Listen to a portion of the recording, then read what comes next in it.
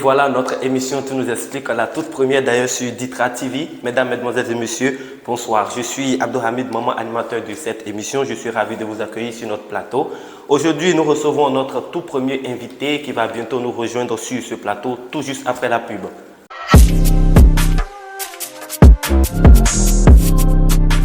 Donc, comme je l'ai annoncé tantôt, notre tout premier invité est déjà sur ce plateau. Mesdames, Mesdemoiselles et Messieurs, une fois encore, bonsoir, bienvenue sur ce plateau. Je vais laisser le privilège à notre invité de se présenter. Monsieur.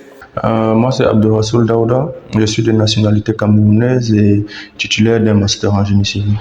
Donc, Monsieur Abdoul est titulaire d'un master en génie civil, donc il est actuellement ingénieur en génie civil. Donc, monsieur, comme vous le savez si bien, notre émission a pour objectif de passer un message important aux jeunes qui viennent d'intégrer l'université, à nos jeunes étudiants ainsi qu'à nos jeunes bacheliers qui viennent d'avoir fraîchement leur baccalauréat et qui comptent s'inscrire dans les diverses universités. Nous allons leur donner quelques conseils à travers vous, votre parcours, vos conseils à donner à nos nouveaux bacheliers sur le monde universitaire, les études supérieures, ainsi que les difficultés rencontrées lors de votre parcours, comment les aider, quel comportement adopter pour qu'ils puissent atteindre facilement leur objectif qui est d'avoir le diplôme de licence, de master, de doctorat et ainsi de suite. Donc, ma toute première question, monsieur Abdoul, comment pouvez-vous nous parler un peu du monde universitaire des études supérieures en un mot? Est-ce que c'est un calvaire ou bien tout est rose à l'université ou c'est une manière de se préparer à la vie professionnelle? Bon, je dirais que les études universitaires, c'est déjà, disons, c'est le passage entre l'enfance et le monde professionnel. Et bon, de mon ressenti, pour moi, ce sont les meilleures années de ma vie. C'est un univers vraiment magnifique où tu te fais de très beaux amis, de très bonnes rencontres, où tu découvres pour la première fois le monde réellement tel qu'il est. Mais je dirais que dans tout cet amusement-là, il ne faudrait pas se perdre en amusement et oublier de faire le nécessaire, c'est-à-dire bosser pour atteindre ses objectifs. Voilà, donc pour M. Abdoul, le monde universitaire est le passage entre l'enfance et la vie professionnelle, sans oublier vraiment les études, sans oublier de se concentrer comme M. Abdoul l'a dit. Donc M. Abdoul, vous êtes actuellement ingénieur en génie civil. Ingénieur civil. Voilà, vous pouvez nous parler un peu de votre parcours? Déjà, je suis arrivé au Maroc il y a déjà quelques années. Mes 2 premières années, je les ai passées à Stade à l'OFPPT Mohamed VI. C'est une école de formation. Bon, j'ai fait 2 ans. Au thème, j'ai eu un DTS, diplôme de technicien spécialisé en génie civil. Et puis, je suis allé pas directement à Marrakech, je suis allé à la FST, toujours de Stade, où j'ai obtenu ma licence en génie civil et construction durable. Puis, je suis allé vers Marrakech, vu que je ne pouvais pas continuer sur Stade. Je suis allé à Marrakech, à la FST de Marrakech, où j'ai obtenu un master en génie civil et construction durable. Voilà, donc M. Abdoul a fait la ville de Setat ici au Maroc et a continué à la FST de Marrakech pour obtenir son master en génie civil. Donc M. Abdoul, votre parcours se présente un peu très bien. Donc comment pouvez-vous nous expliquer un peu comment se passent les cours à l'université, l'assimilation des cours, comment se comporter pour valider les matières à l'université, parce que nous savons tous que le monde des lycées, il y a les cours qui se font directement avec chaque professeur, mais le monde universitaire est carrément différent. Les cours à l'université sont carrément différents du collège, des lycées. Comment vous pouvez nous expliquer un peu les cours à l'université? Bon, déjà, moi, j'ai eu la chance durant toute ma formation, ici au Maroc, en fait, les cours étaient quasiment comme au lycée. Parce que mes écoles, ce ne sont pas de grands amphis où il y a 500, 300, 400 étudiants. Ce sont des petites salles de classe avec 30 élèves. Tu vois, que ce soit mes 2 premières années à Stade, mon année à la FST et puis à Marrakech. Donc, de ce côté, Dieu merci, je n'ai pas eu trop de difficultés par rapport à ça. Bon, maintenant, je dirais le tout, c'est d'avoir des objectifs dans la vie. Si tu sais que tu es venu pour travailler, si tu as des objectifs, bien sûr, tu vas faire le nécessaire. Déjà, mon conseil, ce serait d'éviter de zapper les cours. de fuir beaucoup les cours, de se rapprocher au maximum des professeurs, poser des questions, échanger et tout. Ne pas rester fermé dans son coin, essayer de discuter avec des amis qui veulent bosser. Bon, je dirais aussi se rapprocher des anciens, des aînés. Ceux qui ont fait la filière avant toi, forcément, ils auront beaucoup de conseils pour mieux t'orienter. Bon, maintenant, c'est vrai que j'ai eu la chance de faire des écoles de formation où on était 30 élèves, mais avant d'arriver au Maroc, j'ai aussi fait la fac au pays. Et la fac au pays, vraiment, il y a des amphis de 1000 étudiants, 1500 étudiants, 2000 étudiants.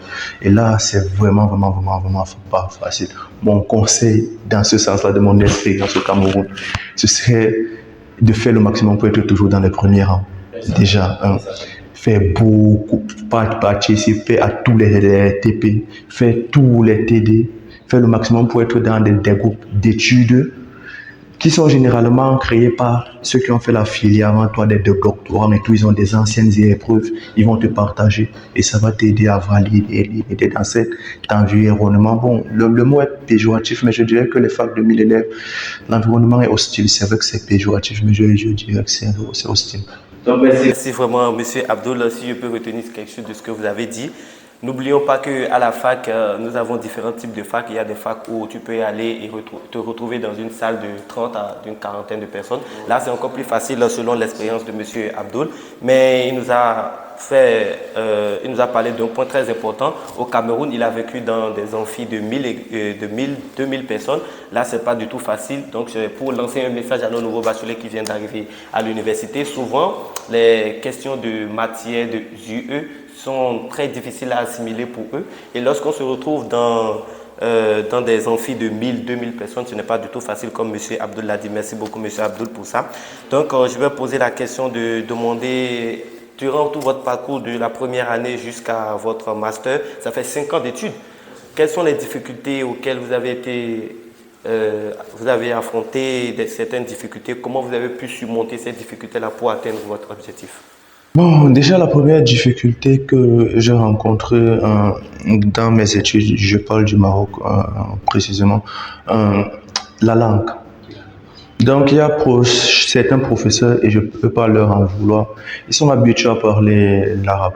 Donc pour lui parler en français, c'est un peu compliqué. C'est vraiment compliqué. Même s'il veut, c'est pas facile. Donc la langue, ça a été vraiment un problème. Donc bon, ça, c'est le premier problème. Mais là, bon, tu peux te rapprocher de tes camarades marocains et autres pour te faciliter la compréhension. Donc, ça peut se gérer. Bon, le problème numéro 2 que j'ai rencontré, c'est que, disons, bon, je vais paraître un peu arrogant, mais disons, les cours chez nous au Cameroun, c'est difficile. C'est vraiment très difficile l'école au Cameroun. Tu vois? Donc, nous sommes habitués à avoir un rythme d'études vraiment soutenu. Tu vois, tu es forcé de bosser tout le temps pour valider. Quand j'arrive au Maroc, je me rends compte que c'est plus ou moins léger. Le programme, il est, disons, épuré. C'est juste le nécessaire qu'on te fait faire. Ça fait que de mon côté, moi, ça m'a rendu un peu paresseux. Parce que je me dis, même si je bosse pas, je sais que même si je me donne pas à fond, je vais parvenir. Ouais, je vais réussir à valider. Tu vois. Bon, maintenant, il y a un autre souci, l'hiver. L'hiver, ici, ça m'a vraiment dérangé. C'est pas facile d'aller en cours en hiver. Surtout un comme moi qui a la facilité à fuir les cours. Donc, en hiver, se lever le matin à 6 heures pour aller à la fac, il fait nuit encore. 8 heures même, il fait nuit encore. Non, il fait vraiment très fort. Tu arrives en classe, tu as des pulls, des gants et tout, tu grelottes. C'est vraiment difficile de s'adapter, surtout quand tu viens du Cameroun. Et en hiver, il fait fort, tu as envie de rester dans la couverture, de dormir. Et ça t'encourage à fuir d'école, surtout quand tu sais que même en fuyant, tu peux valider.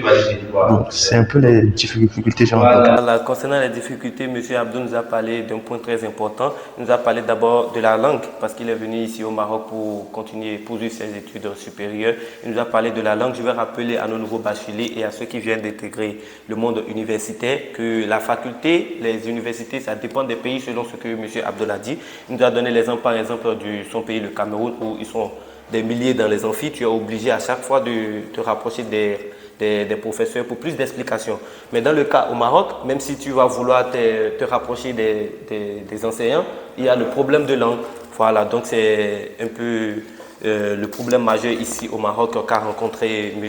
Abdoul. Donc nous allons poursuivre. Je rappelle que M. Abdoul il est actuellement ingénieur civil. Il a obtenu son master en génie civil. Pour les nouveaux bacheliers qui aimeraient au moins faire cette filière comme vous, génie civil, pouvez-vous nous parler un peu de cette filière?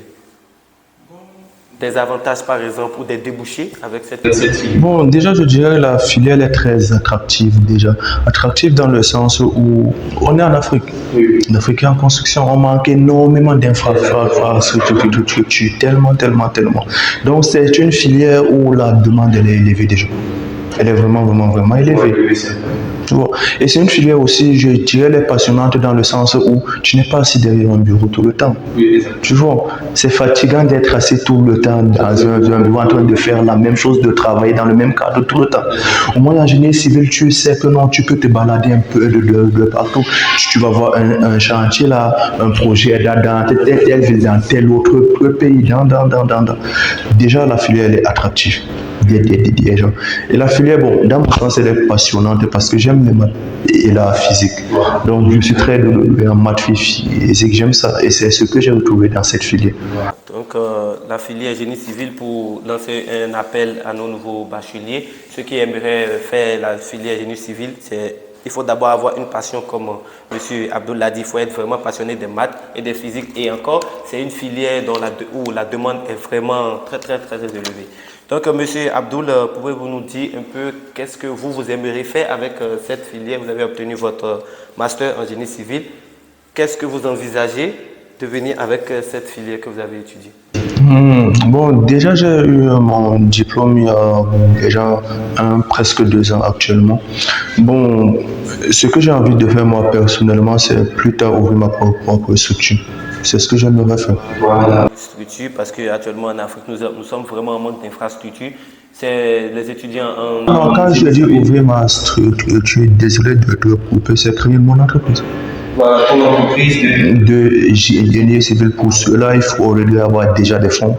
C'est ce que je suis en train de chercher et acquérir un peu d'expérience. Et si je disais tantôt que la demande elle est vraiment élevée, c'est parce qu'en Afrique, nous sommes vraiment en manque d'infrastructures. Il va falloir des étudiants qui vont étudier la génie civile pour vraiment aider l'Afrique à se construire. Exactement. Donc, je vais dire que nous sommes presque à la fin de cette émission. Je vais vous poser une question de surplus qui ne fait pas véritablement partie de notre émission.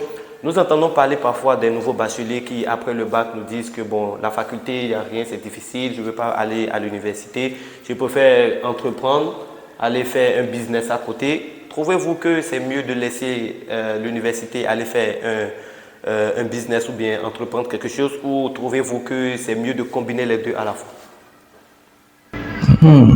Question difficile. Je dirais que ça dépend. Honnêtement, ça dépend de l'environnement dans lequel tout un chacun a vécu et des possibilités de tout un chacun. Parce qu'il y a certains, ils ont la possibilité d'aller en fac et d'autres pas. Ils n'ont pas le choix.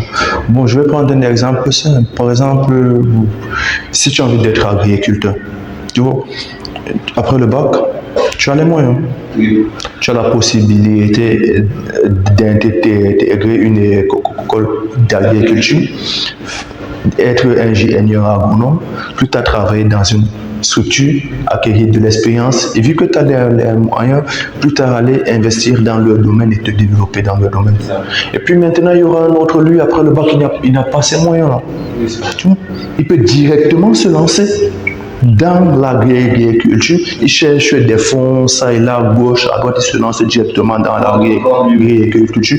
Il entreprend petit à petit, il commet ses erreurs très jeunes, pendant que toi tu as la fac.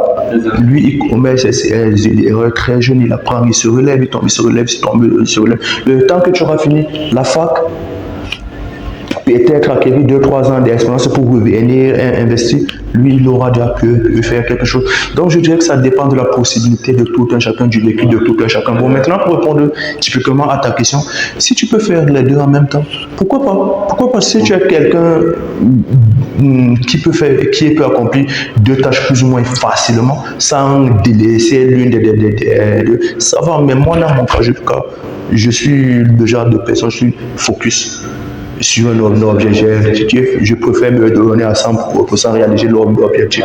Donc moi, je dirais que en fonction de tes moyens, choisis en fonction de tes moyens et de l'objectif que tu as, choisis la solution qui est le mieux adaptée.